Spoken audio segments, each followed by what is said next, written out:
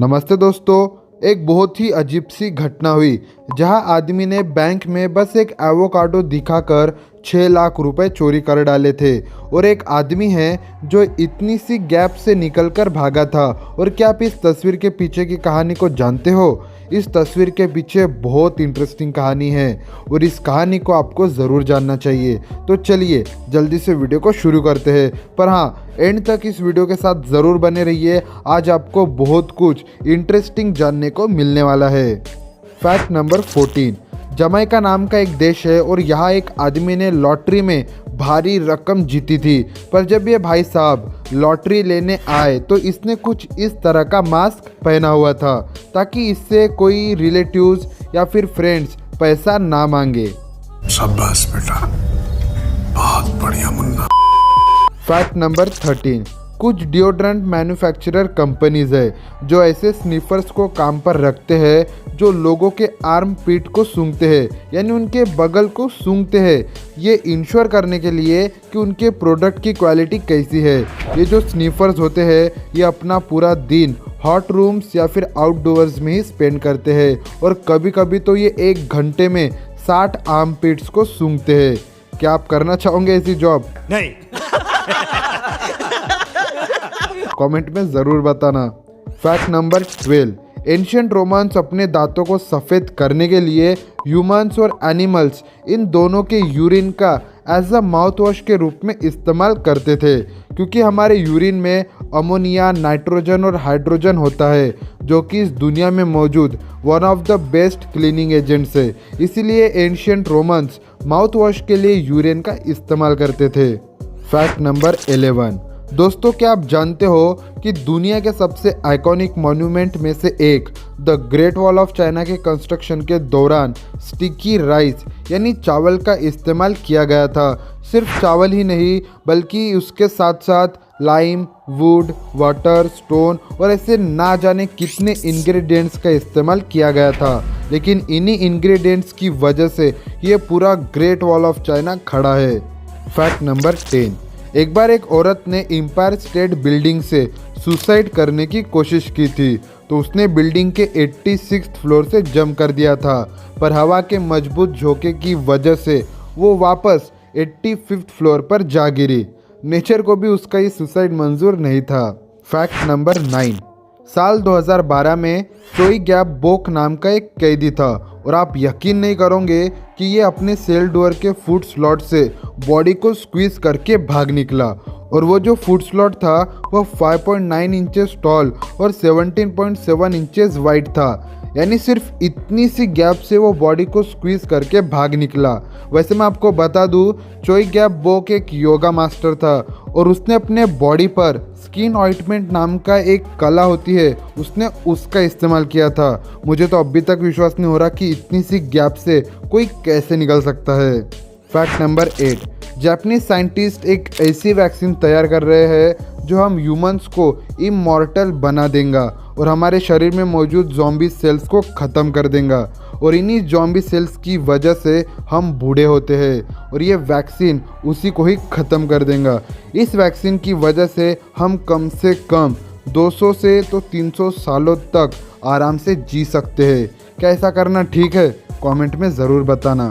Fact number 7। Early 1900s के दौरान fireman का जो सूट होता था वो कुछ इस तरह का होता था।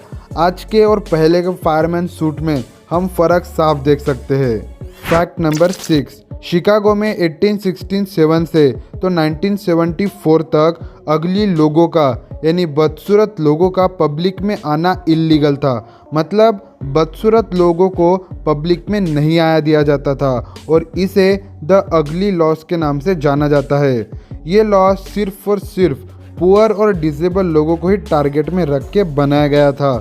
यानी कोई अमीर इंसान अगर अगली दिखता है यानी बदसूरत दिखता है तो उस पर यह लॉ काम नहीं करता था। Fact number 5।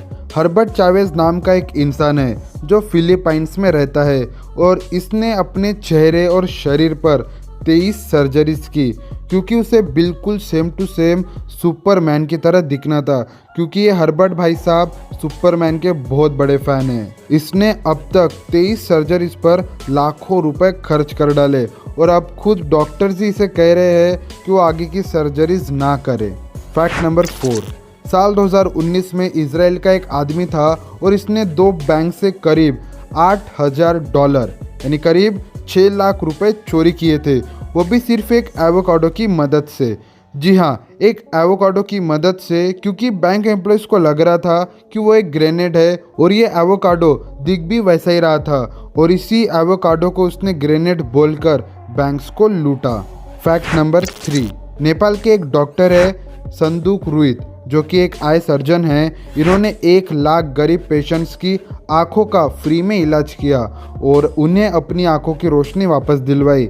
लेकिन दुख की बात यह है कि इन्हें कोई नहीं जानता। Hi, I am Dr. Sanduk Ruit and I have completed 100,000 surgeries in my life. वैसे तो इन्होंने ये सब पब्लिसिटी के लिए नहीं किया, पर ऐसे काम करने वालों को अप्रिशिएट तो करना चाहिए। इसीलिए इस फैक्ट को जितना हो सके उतना शेयर ज़रूर करना, ताकि सबको इनके बारे में पता चले। फैक्ट नंबर 2, जापानीज साइंटिस्ट ने सक्सेसफुली एक MRI मशीन क्रिएट कर दी है।